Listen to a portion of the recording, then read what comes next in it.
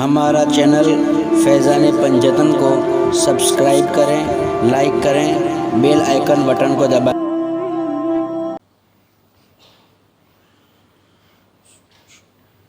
अस्सलामु अलैकुम वरहमतुल्लाहि वबरकातुह।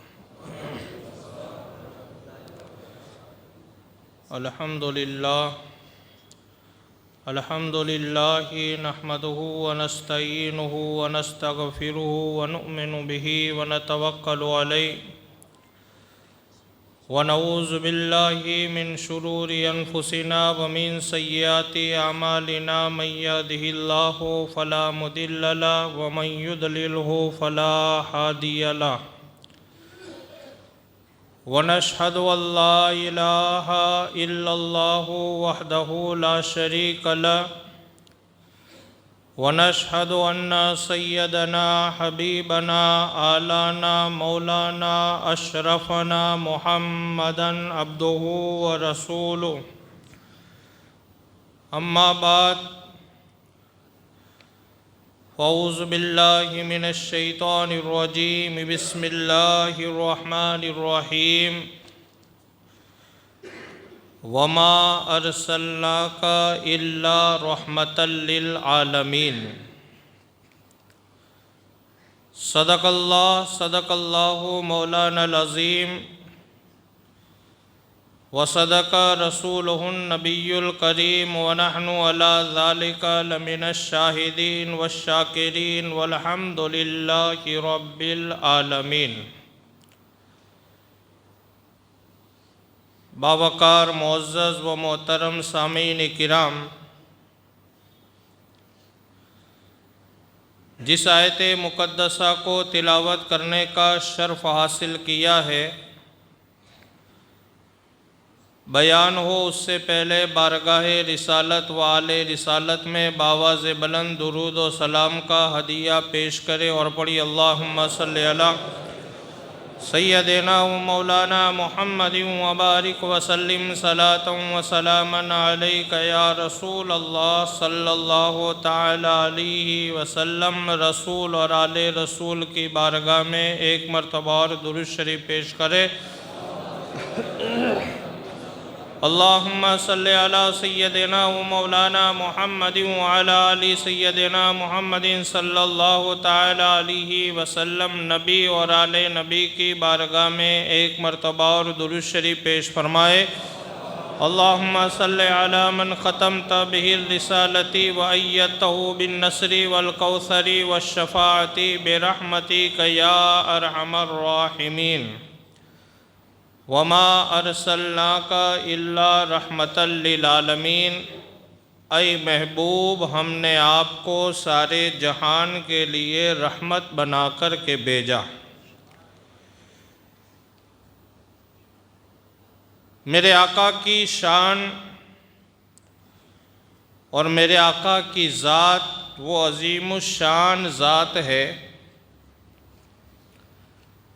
कि बेशक अल्लाह ताला ने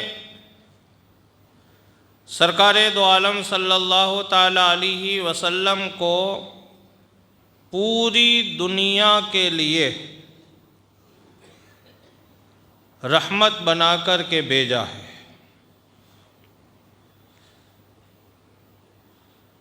इसीलिए एक शायर ने शेर कहा है कि वो हर आलम की रहमत है, किसी आलम में रह जाते। वो हर आलम की रहमत है, किसी आलम में रह जाते। ये उनकी मेहरबानी है कि ये आलम पसंद आया। ये शेर ऐसा अज़ीमुश्शान शेर है कि उन्होंने ये आयत करीमा में वमा अरसलनाका इल्ला रहमतल लिल आलमीन का पूरा निचोड़ बयान कर दिया है। और ये मेरे आका की नवाजिश है कि मेरे आका ने ये आलम पसंद फरमाया। बाकी मेरे आका तो सबके लिए रहमत बन कर के आए, फिर वो चाहे कोई भी आलम हो, चाहे आलम अरवा हो, आलम हयात हो, आलम बरज़ख हो, आलम समावात हो, आलम अर्द हो, आलम तहतुस्सरा हो, कितने भी आलम, और ये आलम एक नहीं है। हमारी और आपकी ये तो बिसात है कि हम जहाँ तक नज़र पहुँचती है वहाँ तक हमारे लिए दुनिया है, बाकी आलम उतना नहीं है। ये दुनिया तो इतनी बड़ी है कि जिसका अंदाज़ा हम और आप लगा ही नहीं सकते, क्योंकि जब सरकार अलैहिस्सलाम मेराज में जब पल में गए और पल में आए, और वो भी इतना बड़ा सफ़र कि जिसको अगर तय करना चाहे इंसान नेचुरली तौर पर अपनी ताकत के मुताबिक, मादी ताकत जिसको कहा जाता है, तो कई हजार महीने लग सकते हैं, और फिर पल में आ जाना। और बयान करने वालों ने बयान किया कि मेरे आका उस रात को जिस बिस्तर पर आराम कर रहे थे, ये फितरत है कि इंसान जिस बिस्तर पर सोता है वो बिस्तर गर्म होता है, और उस ज़माने में दरवाजे में ये खुटकियाँ नहीं बल्कि जंजीरें लगी होती थी। अभी भी पुराने घरों में जंजीरें होती है ऐसे भराने की, तो उस ज़माने में भी जंजीरें चलती थी। तो बयान करने वाले ने बयान किया कि ज़ाहिरी बात है, जब हुजूर निकले होंगे तो दरवाज़ा खुला होगा, जंजीर हिलती होगी। तो बयान करने वाले ने बयान किया कि हुजूर गए, वापस आए तो बिस्तर भी गर्म था और जंजीर भी हिल रही थी। जिस नबी की रफ्तार का ये आलम है, तो आप अंदाज़ा लगाओ वो नबी को मेरे रब ने कितना अरफ़ा आला बनाया होगा। और ये हमारे और आपके लिए बड़े फ़ख्र की बात है कि अल्लाह ताला ने हमें आखिरी नबी की उम्मत में पैदा फरमाया,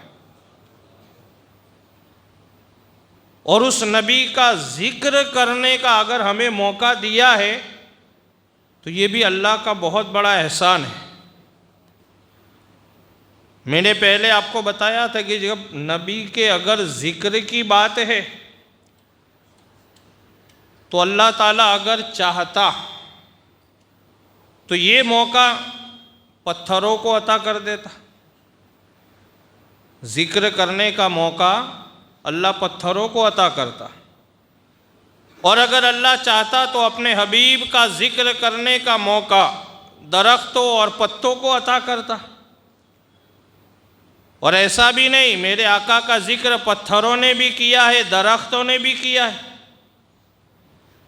तारीख़ इस्लाम गवाह है कि जब पैगम्बर आज़म सल्लल्लाहु अलैहि वसल्लम ने मक्कतुल मुकर्रमा में दीन इस्लाम की तबलीग शुरू की, और जब आप लोगों को अल्लाह की वहदानियत और अपनी रिसालत और कुरान की हक्कानियत के बारे में जब आप समझा रहे थे, लोगों को आप दीन इस्लाम की बातें बता रहे थे, सच्चाई का पैगाम दे रहे थे, मुआशरे में जीने के सलीके और तरीके अता कर रहे थे, उस वक्त एक पहाड़ के आड़ में खड़े होकर के मेरे आका लोगों को सही बातें बता रहे थे। और उस वक्त एक दुश्मने पैगंबर, मेरे आका का एक दुश्मन था, उसने सोचा कि ये मौका बड़ा गनीमत है, पहाड़ की आड़ में खड़े हैं और पहाड़ ऊंचा है, तो मैं पहाड़ पे जाकर के ये नबी के ऊपर मैं अपना पत्थर फेंक देता हूँ, माज़ अल्लाह नबी का ख़ात्मा हो जाएगा। लेकिन मेरे आका का ख़ात्मा करना ये सिर्फ उनका ख़याली पुलाव था। बाकी कुरान में तो अल्लाह ने एक जगह इरशाद फरमाया, ऐ महबूब आप फ़िक्र न करें, आपकी हिफाजत का ज़िम्मा आपके रब ने ले लिया है। और अल्लाह ताला जिस चीज़ की ज़िम्मेदारी ले लेता है उसमें कोई तब्दीली नहीं होती। ये तो हम और आप है कि हम बोले करे कुछ, बोले कुछ, आज बोले तो कल करे, कल बोले तो परसों करे। ये तो इंसानी फितरत है। लेकिन अल्लाह ताला की शान ये है कि इन्नहु ला युखलिफुल मियाद, रब वो है जो अपने वादे से कभी खिलाफ नहीं करता है। एक जगह अल्लाह ने इरशाद फरमाया, ला तब्दील ले कलिमातिल्लाह, अल्लाह के कलिमात में कोई तब्दीली नहीं होती है।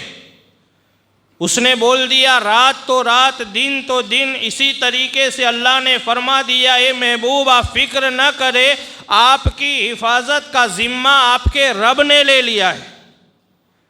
और जिसको अल्लाह हिफाजत में रखे। तो एक दुश्मन पैगंबर पहाड़ पे गया और उसने एक बड़ा पत्थर लिया और लेने के बाद उसने इस नीयत से फेंका कि माज़ अल्लाह आज नबी का खातिमा कर दिया जाएगा। उसने पत्थर को फेंका, वो पत्थर हाथों से छूटा, नबी के सरे मुबारक की तरफ आने लगा और जैसे ही नबी के सरे मुबारक के करीब आया वो पत्थर रुक गया। नबी के सरे मुबारक के करीब आकर के पत्थर रुक गया। मेरे आका ने अपनी निगाहों से पत्थर को देखा और फरमाया, ये पत्थर तू गिर जा, तू अपना काम कर। आका ने क्या फरमाया, ये पत्थर तू गिर जा, तू अपना काम कर। तो पत्थर में से सदा आई, या हबीब अल्लाह, फेंकने वाला दुश्मन है, आने वाला वफादार है। उसने तो दुश्मनी में फेंका है, लेकिन या रसूल अल्लाह मैं तो आपका दीवाना हूँ, आपसे मोहब्बत करने वाला हूँ, आपका जिक्र करने वाला हूँ, इसलिए फेंकने वाले ने चाहे अदावत से फेंका है, आने वाला वफादार है। तो मेरे नबी की शान वो है कि आपका जिक्र तो पत्थरों ने भी किया है। याद करो मौलाए कायनात मौला अली मुश्किल कुशा की रिवायत, आप फरमाते एक मरतबा जंगल में जा रहे थे, मेरे सिवाय और आका के सिवाय कोई तीसरा मौजूद नहीं, बिल्कुल पहाड़ी एरिया है। मैंने एक आवाज़ सुनी कि मेरे आका पर कोई दुरूद व सलाम पढ़ रहा है। मौलाए कायनात मौला अली मुश्किल कुशा फरमाते कि मैंने एक आवाज़ सुनी, कोई मेरे आका पर दुरूद व सलाम भेज रहा है। तो हज़रत मौलाए कायनात फरमाते कि मैंने मेरे आका से पूछा, या रसूल अल्लाह, इस जंगलिस्तान में जहाँ इंसान चरिंद परिंद कोई नज़र नहीं आता, मैं और आप है, मेरे आका ये बताए यहाँ जंगल में मेरे अलावा आपका दीवाना कोई और भी है क्या जो आप पर दुरूद व सलाम पढ़ रहा है? तो आका ने इरशाद फरमाया, मौलाए कायनात इस रिवायत को बयान फरमाते कहा कि अली वो सामने पहाड़ दिखता है, कहा कि हाँ, उस पर एक छोटा पत्थर दिखता है, कहा वही मुझ पर दुरूद पढ़ रहा है। तो हम और आप अगर दुरूद पढ़ते हैं तो समझो ये अल्लाह की बहुत बड़ी नेमत है कि अल्लाह ने हमें और आपको आशिक रसूल और ग़ुलाम नबी बना दिया है। तो ये मेरे आका के ज़िक्र की जहाँ तक बात है, तो ये तो अल्लाह का बहुत बड़ा एहसान है कि अल्लाह ने ये मुबारक मौका हमें और आपको अता फरमाया। बाकी तो अगर अल्लाह चाहता तो अपने हबीब का जिक्र पत्थरों से भी करवा सकता था, हवाओं में करवाता। वो हर आलम की रहमत है, किसी आलम में रह जाते, ये उनकी मेहरबानी है कि ये आलम पसंद आया। ये तो मेरे आका का एहसान है, मेरे आका की नवाजिश है। और देखो मैंने बीच में भी ये रिवायत आपको सुनाई थी, मेरे आका ने एक मरतबा इरशाद फरमाया कि मेरे सहाबा एक बात याद रखो। साहबा ने अर्ज़ किया, या रसूल अल्लाह, फरमाइए फ़िदा का उम्मी व अबी, या रसूल अल्लाह आप पर हमारे माँ बाप कुर्बान हो जाए। तो कहा कि देखो हमारा कोई भी गुलाम जब हमारा ज़िक्र करता है ना, तो वो तो दूसरे दिन ज़िक्र करता है। गौर से समात करें, आका फरमाते मेरे सहाबा, अगर मेरा कोई गुलाम मेरा जिक्र करता है तो वो तो बाद में करता है, एक दिन पहले उसका जिक्र हमारी बारगाह में हो जाता है। किसका? गुलाम का जिक्र। अगर कोई गुलाम मेरा जिक्र करता है तो उसका जिक्र एक दिन पहले हमारी बारगाह में होता है। पता ये चला कि बगैर नबी की मर्जी के नबी का जिक्र भी नसीब नहीं होता है। बगैर मर्जी मुस्तफ़ा के नबी का जिक्र भी नसीब नहीं होता। इसलिए कहा कि जिसे चाहा दर पे बुला लिया, जिसे चाहा अपना बना लिया। ये बड़े करम के फैसले, ये बड़े नसीब की बात है। तो ये जिक्र नबी भी बड़े नसीब की बात है कि अल्लाह ने ये मौका हमें और आपको और मेरे आका की मर्जी है तो ही हम कर पा रहे। बाकी बहुत सारे लोग आज भी महरूम हैं, आज भी जिक्र नबी पे एतराज़, फतवे, ये वो आज भी लगा रहे। ये बदनसीबी और बदकिस्मती है और कुछ नहीं है। तो ये जिक्र नबी करना ये बड़ी सआदतमंदी की बात है। जब मेरे आका सल्लल्लाहु ताला अलैहि वसल्लम इस जहान में आप तशरीफ़ लाए, पैदा हुए, तो उस ज़माने में मक्कतुल मुकर्रमा का एक दस्तूर था कि लोग अपने छोटे छोटे बच्चों को दूध पिलाने के लिए मक्का शरीफ के आसपास के छोटे छोटे देहातों में बच्चों को भेजा करते थे। जैसे आज भी यहाँ पर होता है कि जैसे कोई बच्चा अपनी माँ का दूध पीता है और उसको अगर उसकी माँ का दूध रास नहीं आता तो उस बच्चे को किसी दूसरी औरत का दूध पिलाया जाता है, जिसको कहते हैं रज़ाई माँ। दूध पिलाने वाली माँ को कहते हैं रज़ाई माँ, जिसका ट्रांसलेशन होता है दूध पिलाने वाली माँ। तो सरकार अलैहिस्सलाम जिस ज़माने में पैदा हुए उससे पहले से और उस वक्त भी ये दस्तूर था कि लोग अपने बच्चों को तंदुरुस्ती की नीयत से शहर के आसपास के जो गांव थे, छोटे छोटे कस्बे, वहाँ पे भेज दिया करते थे। फिर जब वो बच्चा दूध पीता, अच्छे तरीके से तंदुरुस्त हो जाता, तो वो दूध पिलाने वाले लोग वापस अपने माँ बाप के पास बच्चों को छोड़ देते। उसमें फ़ायदे दो थे। एक फ़ायदा ये था कि बच्चे को मुकम्मल तौर पर तंदुरुस्ती मिलती, और दूसरा फ़ायदा ये था कि जो लोग दूध पिलाने ले जाते थे वो बड़े गरीब तबके के हुआ करते थे। उनके पास कोई और ज़रिए माश या रोज़ी हासिल करने का और कोई काम नहीं होता था, तो वो बच्चे को ले जाते, दूध पिलाते, परवरिश करते। उतने दिनों का उन्हें शहर वाले बच्चे के माँ बाप उन्हें खर्चा दिया करते थे, तो उससे उनका गुज़र बसर चलता था। ये अल्लाह का निज़ाम था एक, क्योंकि सबकी रोज़ी का मालिक कौन है? सबकी रोज़ी का खालिक कौन है? सबकी रोज़ी अता करने वाला कौन? सबको रोज़ी से नवाजने वाला कौन? अल्लाह ताला है। और देखो, जब अल्लाह ताला ही सबकी रोज़ी का मालिक और खालिक है तो कोई किसी की रोज़ी को बांध भी। आज आप लोग आते हो ना कभी कभी, मेरी रोज़ी बांधी है, ज़रा चेक करो, फाल खोलो, ये खोलो, वो खोलो। मेरा आपसे एक ही बात कहना है, आप अपने दिल को खोलो और अल्लाह के सजदों की तरफ आ जाओ। अल्लाह आपको ऐसी ऐसी जगह से रोज़ी अता करेगा कि आप सोच भी नहीं सकते हो। लेकिन हमको नमाज़ पढ़नी नहीं है, जुमा के दिन आना है, 2 रकात नमाज अदा करनी और फिर यूं मुतमईन हो जाना है कि हमने सब कर लिया। ऐसा हो सकता है? बोलो, आप लोग बोलो। मैं तो बोल रहा हूँ, मेरी तो बातें आप करोगे ही, मुझे पता है, लेकिन आप ज़रा हाँ में तो हाँ मिलाओ।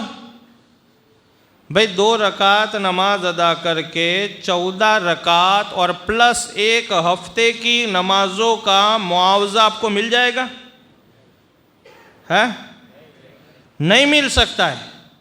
अगर आप किसी कंपनी में जॉब करते और वहाँ कंपनी वालों से अगर आप ये करार कर ले कि हम मंडे को आएंगे और पूरा दिन रहेंगे और पूरे वीकली जो काम होगा वो सारा हम अंजाम दे देंगे, तो बॉस आप हमको पूरे वीक की तनख्वाह, सैलरी आप मंडे के दिन पे कर देना, आपको करेगा? कोई करता है किसी को? बहुत सारे लोग कंपनी के मुलाजिम हैं और बहुत सारे लोग ऐसे कि उनकी खुद की कंपनियां हैं। क्या आपने कभी किसी को पे किया और आपको किसी ने पे किया? तो जब मिल नहीं सकता है तो आप वहाँ से डायरेक्ट मांगना चाहते हो कि भाई 2 रकात नमाज पढ़ लो और पूरे 14 रकात और प्लस पूरे हफ्ते की नमाजों का सवाब मिल जाए। ऐसा कभी पॉसिबल है? जब नहीं है तो आप कर क्यों रहे? है ही नहीं, ऐसा हो ही नहीं सकता। आपको मेहनत करनी पड़ेगी। रब की बारगाह में आप सजदे करो। मेरे आका ने इरशाद फरमाया है कि जो बंदा रब की बारगाह में सजदा करता है अल्लाह उसे ऐसी जगह से नेमतें अता फरमाएगा कि उसने कभी सोचा भी नहीं होगा। मेरे आका ने इरशाद फरमाया नमाज फ़ज्र अदा करो, अल्लाह तुम्हारे चेहरे को नूरानी बनाएगा, और अगर नमाज फ़ज्र नहीं पढ़ोगे अल्लाह तुम्हारे चेहरे पर ज़िल्लत डाल देगा। इसलिए बहुत सारे लोग एक ये भी शिकायत करते हैं कि मैं बहुत काम करता हूँ, ये करता हूँ, वो करता हूँ, लेकिन मेरी कोई इज़्ज़त नहीं करता है। आपकी इज़्ज़त कैसे करेगा? जहाँ से इज़्ज़त मिलनी चाहिए वो जगह पे तो आप आते नहीं हो। मेरे आका ने इरशाद फरमाया नमाज ज़ोहर अदा करो। जो ज़ोहर पढ़ता है अल्लाह उसे बेशुमार रोज़ी अता करता है, और जो नहीं पढ़ता है अल्लाह उसको तंग दस्ती में डाल देता है। आका ने इरशाद फरमाया नमाज असर अदा करो, अल्लाह ताला तुम्हारी औलाद को तुम्हारा फरमा बरदार बना देगा, और नहीं पढ़ोगे तो तुम्हारी औलाद तुम्हारी नाफरमान। ये भी सवाल बहुत होता है कि मेरा बच्चे को मैंने पढ़ाया लिखाया, बहुत बड़ा साहब बनाया, लेकिन अब मेरी मानता नहीं है। कैसे मानेगा? आप नमाज नहीं पढ़ते हो। नमाज मगरिब पढ़ो। आका ने इरशाद फरमाया जो बंदा नमाज मगरिब अदा करता है अल्लाह उसके जिस्म में ताकत और कुव्वत अता करता है, और जो नहीं पढ़ता है उसको कमज़ोरी में डाल देता है।